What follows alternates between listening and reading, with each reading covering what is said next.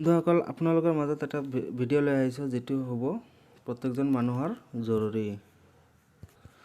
বহুত অপেক্ষাৰ ফলত চৰকাৰৰ ফালৰ পৰা এটা সুখবৰ আহিছে।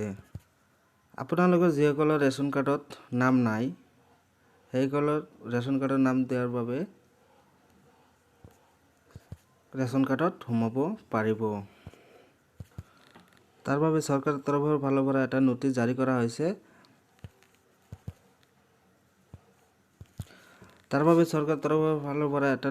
কৰা হৈছে। যিখনত কেইবাটাও নিয়ম নীতিৰ কথা কোৱা হৈছে।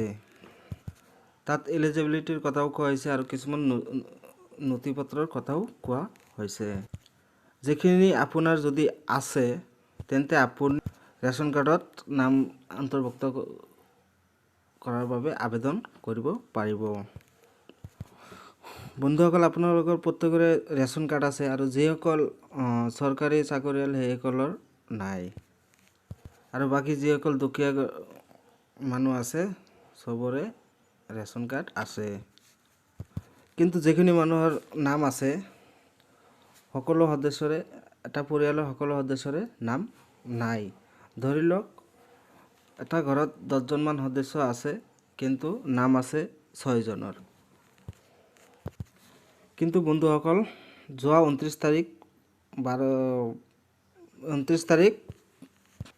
তাৰিখত চৰকাৰৰ তৰফৰ পৰা এটা নোটিছ জাৰি কৰা হৈছে আৰু এই নোটিছ মতে যিসকল সদস্যৰ নাম নাই তেওঁলোকে নাম অন্তৰ্ভুক্ত কৰিব পাৰিব আৰু সেইসকলৰ বাবে ৰেচন কাৰ্ডত নাম অন্তৰ্ভুক্ত কৰাৰ কাৰণে আবেদন কৰিব লাগিব।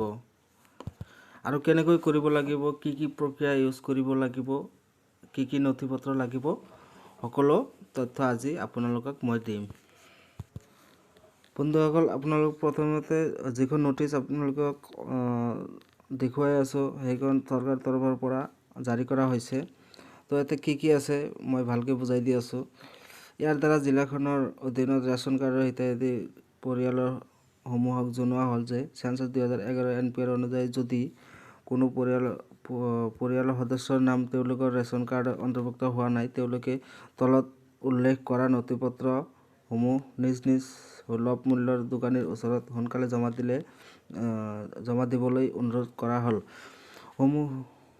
সুলভ মূল্যৰ দোকানীয়ে উক্ত জমা হোৱা নথিপত্ৰ সমূহ নিম্নোক্ত কাৰ্যালয়ত জমা দিবলৈ অনুৰোধ জনোৱা হ'ল। এইখন নোটিছ জাৰি কৰা হৈছে পাব্লিক আৰু দোকানী সকলকো। তো চাওক এতিয়া আপুনি কি কৰিব লাগিব। এতে দিয়া আছে 1 নম্বৰত বগা কাগজত 2 টকাৰ কোড ফি লগাই ৰেচন কাৰ্ডৰ মুৰব্বী স্বাক্ষৰিত সৈতে দৰখাস্ত। 1 নম্বৰটো গেল। 2 নম্বৰ হ'ল সেন্সাস 2011 এনপিআৰ জেৰক্স কপি এটা লাগিব। 3 নম্বৰত দিয়া আছে 2001 চনৰ ভোটাৰ তালিকাৰ জেৰক্স কপি এটা দিব লাগিব।